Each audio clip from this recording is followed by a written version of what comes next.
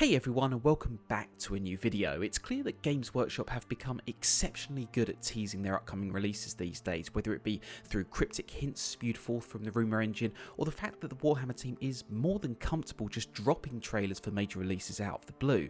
To be fair, it's amazing to see how the company has changed over the last 5 years, and their relationship with the community is by far the healthiest it's ever been.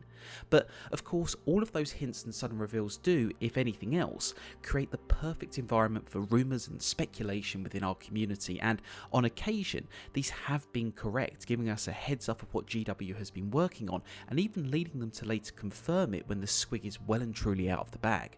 And that's just as true today, because a few days ago a post on Reddit claimed that they had seen the new Craftworld Eldar Codex for 9th edition 40k and what new models and rules were coming with it. Now I should say that this post has since been deleted, and I'll come back to that in just a moment, but regardless, all of this is just rumour and speculation. We know there are probably some advanced copies of codexes out there being reviewed and checked by suppliers, and perhaps even some members of our community who help to test these things for the company. But that doesn't mean that these posts are the real deal, and we should always take them as just speculation until either GW confirms something or potato camera photos start making the rounds. That said, for some time now I have actually been wondering what a new Craftworld's release would look like. We've seen that the Games Workshop design team have been exceptionally busy, not just with a whole wave of dragons and Stormcast Eternals for Age of Sigmar, but also some upgrades to very old 40k ranges such as the Orcs. Cutting to the chase, Craftworld Eldar have some of the oldest models in our hobby, with many of them going all the way back to 3rd edition 40k, which, for those of us who are a little newer to the hobby, ran from 1998 to 2004. So it's not too surprising that rumours have been circulating for some time that they are getting a pretty hefty upgrade to their range in 9th edition. Frankly, they deserve it. However, this latest rumour claimed to know which specific models were getting an upgrade. That was until, again, it was deleted by the person who posted it. Now, you could say that the person was having a bit of a joke which clearly got a lot of attention, and they simply felt guilty for building up people's expectations. Alternatively, maybe GW narrowed down who posted it and gave them an ultimatum. We'll never know. But far from simply speculating on this rumour, I wanted to share my own feelings on where the Craftworld Eldar need upgrades most and how we might see those released over the coming year. Bit of a spoiler, I don't think we'll get new Eldar all in one go. So without further delay, let's talk about some of the Craftworld Eldar models that I think will get an upgrade in 9th edition Warhammer 40k. And let's get the obvious suggestion out of the way: Guardians. In the lore, Eldar Guardians are made up of the civilian populations of the Craftworlds who are all trained to fight no matter their role in Eldar society. As such, they usually make up the majority of warriors on a craft world, and you'd think that would be partly true for the tabletop too. But that's a hard ask when the models haven't been updated since 3rd edition. They don't look bad per se, but when facing off against some of the newer Primaris models, they just look so rough and static. The current models that Games Workshop is putting out in all of its games just carry so much more energy in their sculpts, and that design process has clearly come a long way since the era of 3rd and 4th edition 40k. I think Games Workshop are pretty aware of that too. You don't see them showing off Guardians in much of their studio photography, but they can't do that forever, and they'll want new Guardians to show off in those dioramas. Similarly, given the importance of troops on the tabletop, you want players to be using Guardians as a solid core to their army, but they won't do that if the models seem out of place with the rest of their collection. For those reasons, and I am aware they apply equally to most Eldar models, I think Guardians definitely will be getting an upgrade in the next few months. What might they look like? Well, the Reddit post suggested that they might have a more agile design, posed to look like they're running with cloaks and fabrics billowing about them. I think that's exactly what I would want to see too. The Eldar are all about speed over brute force, and having a unit looking like they're darting towards an objective really captures that tone. The post also mentions a sleeker design to their rifles, which I think is something I'd like to see with other Eldar models too.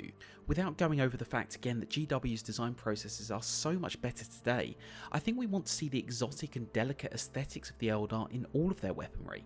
At the moment, and simply because of the moulding technology back in the day, many of their weapons look quite chunky, and that doesn't really suit them in 9th edition.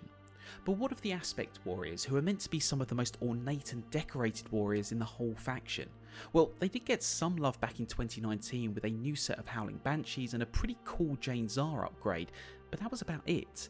Now, I can safely say that the Dark Reapers, Warp Spiders, Swooping Hawks, Fire Dragons and Striking Scorpions will all see an upgrade at some point, not least because they're still resin miniatures, and Games Workshop really don't like having resin in what they see as their front end ranges.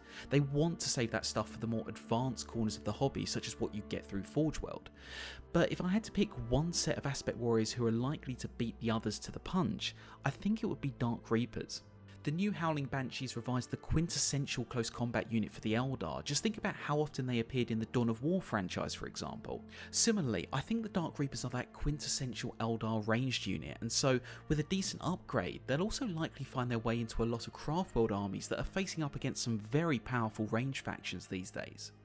Also, and I'm slightly getting ahead of myself here, if Games Workshop were to do a special run box set like they did for the Howling Banshees and Jane's R, I think Dark Reapers would be a great complement to other Eldar units that you might include in that set, perhaps even some new Guardians or, even better, some new Warp Spiders. And remembering that Jane's R and the Howling Banshees came as a set last time, it makes me feel that any new Dark Reapers will be joined by their own Phoenix Lord, Morgan Ra. Interestingly, he's the only Phoenix Lord who is temporarily out of stock right now, suggesting he's either very popular or maybe being held off for some reason. But putting that aside, I think he's also one of the coolest models that Games Workshop's ever made.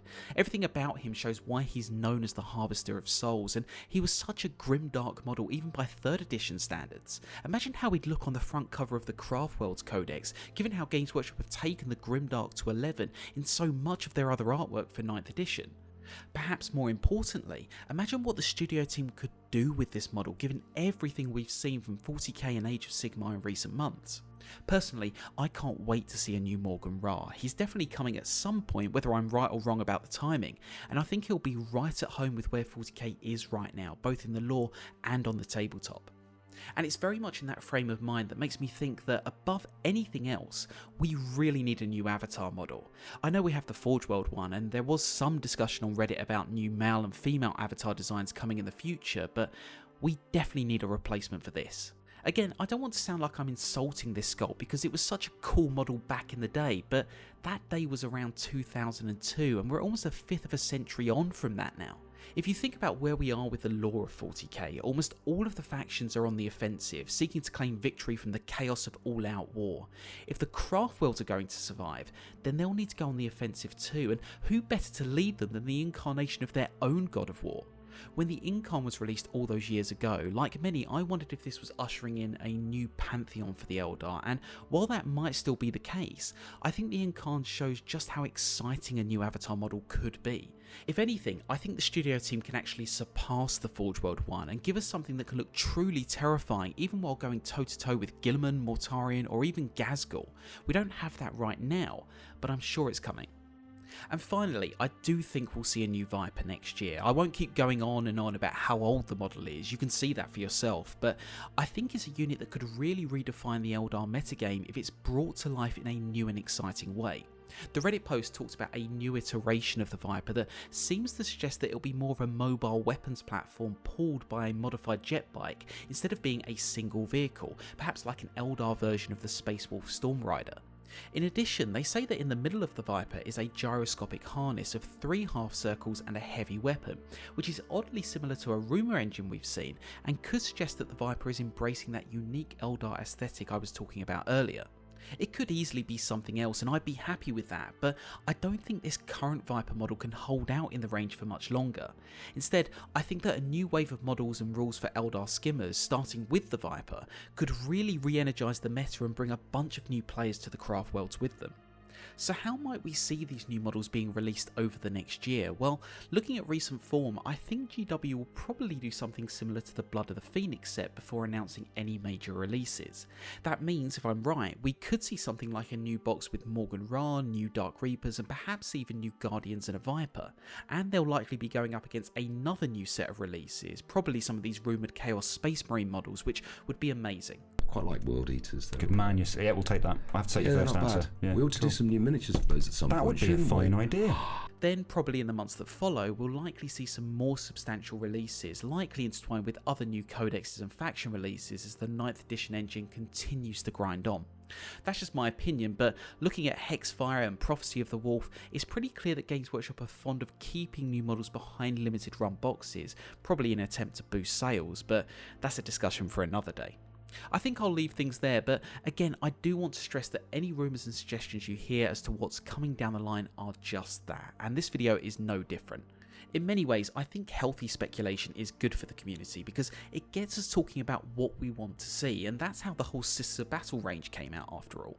But what are you hoping to see from the Craftworld Eldar in 9th edition 40k, and what would be on your list of expected releases? Let me know in the comments below and we can have a friendly bet on who is right. In the meantime, I want to say thank you for watching this video. I really appreciate it, and I hope you'll join me for the next one. Until then though, do take care.